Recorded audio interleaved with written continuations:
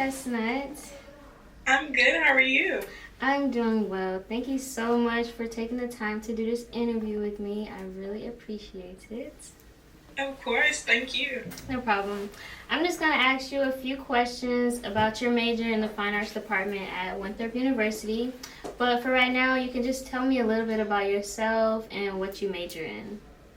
Okay. Well, we already established. My name is Jessie. I am currently a junior here at Winthrop University. I am a former interior design major, but I recently switched over this year to art history with a minor in visual design and communication. Okay, awesome. Can you explain any beneficial or lacking experiences you had within the Fine Arts Department? I will say the fine arts department at Winthrop, while they claim to be very inclusive, there aren't a lot of opportunities or basically opportunities, internships, things of that nature for students in general. And then if we take that further for artists of color, we're often overlooked. And if it wasn't for certain student organizations, I don't feel like we would have a voice here at Winthrop. Oh, wow. That is really interesting. Yeah, inclusion is definitely important, especially now in this century. Everything, almost anything, is big on like diversity and inclusion. So that is very important to have at any school, whether PWI or an HBCU. Exactly. You're most definitely right. Can you explain a little bit about your classes, like what you do with the art history major? With the art history major, it's a little different from coming from interior design, where before it was strictly project based, and now I'm having to do more lectures, discussions, and going back to actually having to write papers and take tests. Right, I definitely understand. Can you tell me a little bit about the faculty and student dynamic? Like, how does that relationship look?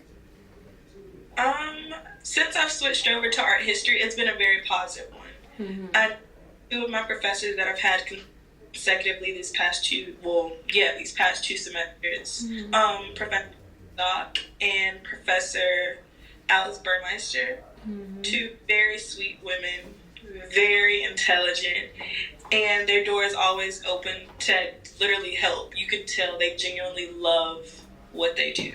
Yes, that is always very good. If the professor is like in a good mood, positive, then it's gonna definitely be a direct reflection on the class as a whole. So I definitely agree.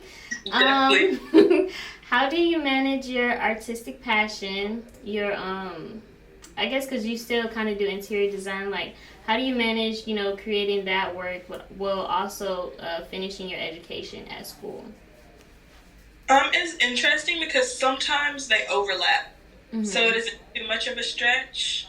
And when overlapping do occur, I might be learning something in, say, my Arts of Africa class, and I'm studying architecture from the Muslim culture or stuff like that. So it's like, okay, this might be some inspiration, or I could make a mood board for this, or precedent study for that to keep in my lookbook. But sometimes I might have to go back and take some of that old interior design work, and I have to find time, maybe like on a Friday or a Saturday when I'm not working or in class.